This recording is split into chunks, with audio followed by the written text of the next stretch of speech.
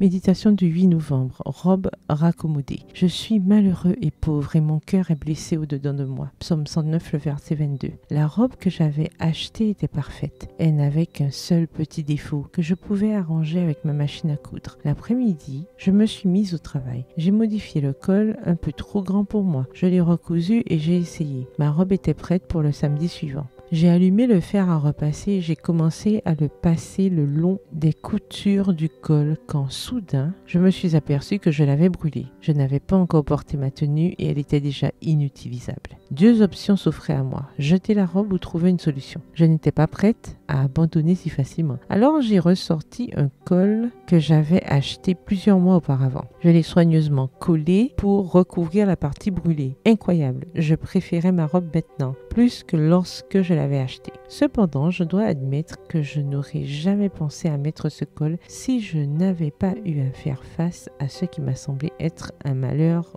au départ. Ce samedi 8 novembre, nous avons enterré mes parents et ma grand-mère devant les larmes et les regards perplexes et peinés de toutes les personnes présentes, incrédules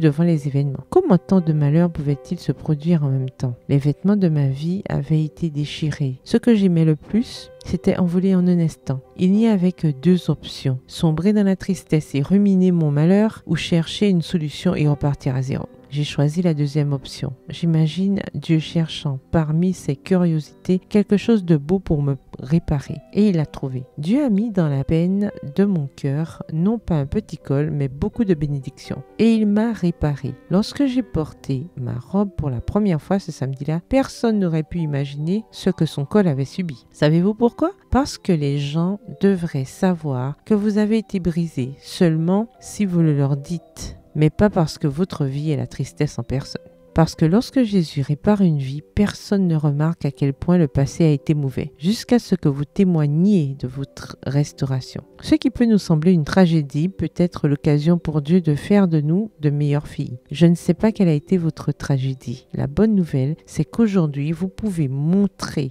vos blessures à Jésus. Il vous guérira. Je vous assure que le résultat sera merveilleux. Vous n'auriez jamais pu l'imaginer. PS, heureuse de ma nouvelle robe. Bonne journée, que l'Éternel vous bénisse.